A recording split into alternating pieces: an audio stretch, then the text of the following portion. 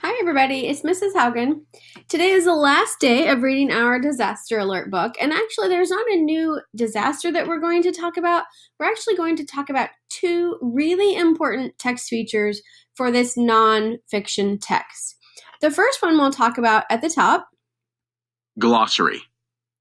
Black box. Equipment that collects information.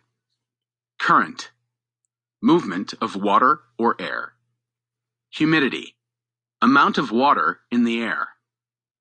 Lava. Magma that flows out of a volcano. Magma. Liquid rock that is under the ground. Molten. So hot that it has become liquid. Porous.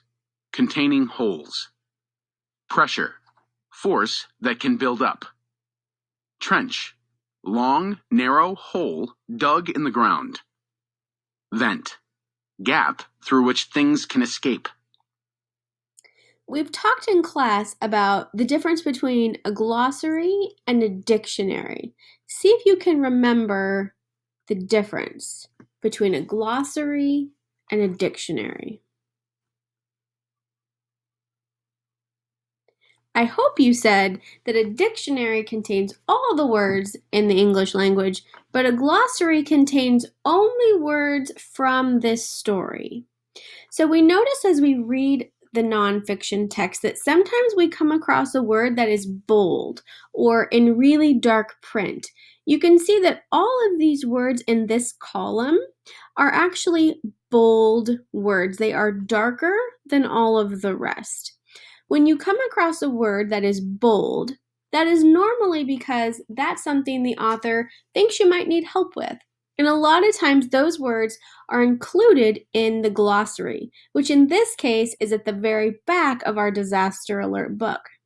So if I were to ask you, boys and girls, what does the word pressure mean? And if you don't know, you can go to this glossary. You can find the word pressure. And you know when you write a complete answer, you're using race. So you would steal from the question and you would write a complete sentence.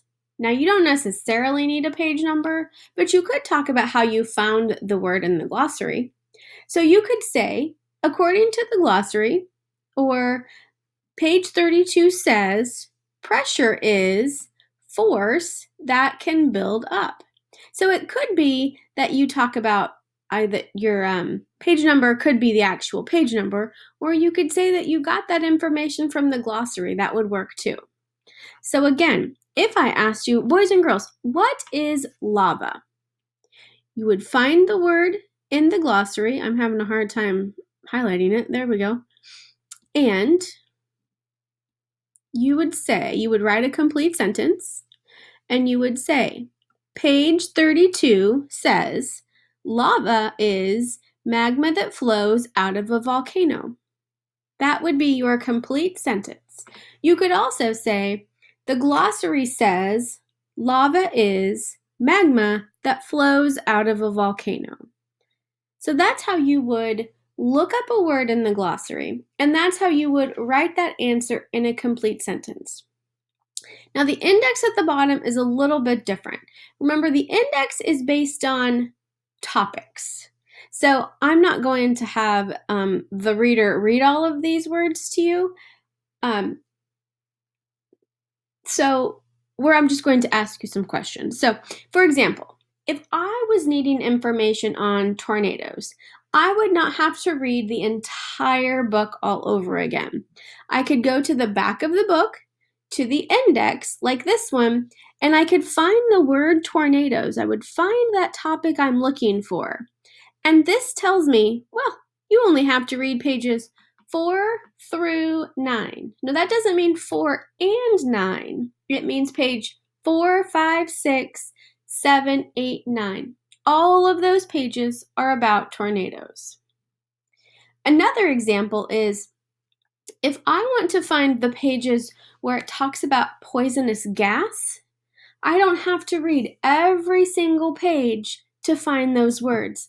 I can go to the back of my disaster alert book. I could look in the index for that topic, poisonous gas. And once I've done that, I can find the page numbers. So if I went to page 24, I would find the word poisonous gas. And if I went to page 30, I would also find poisonous gas. Now, if I was to ask you a question and have you write an answer about this, hint, hint, it might go something like this. I would say, what pages would you find information about bushfires on? So you would go to the index, you would find the word bushfires, and you would write a complete sentence. The index says bushfires is on pages 28 through, so that dash, 31. Or you could list out the pages, page 28, 29, 30, and 31. Another example is, what page would I have to read to find information about water spouts? So you might look in the index for the word water spouts. And when you find that, you would see that it's only on the one page, page 9. So your sentence, your answer might be, the index says I would find information on water spouts on page 9. Boys and girls, remember, we're not trying to write the shortest sentence possible. We're trying to write a long second grade sentence. So remember that in a few minutes when you go back into your class kick and complete the assignment for today. Do your very best and let me know if you need any help. Talk to you soon. Bye.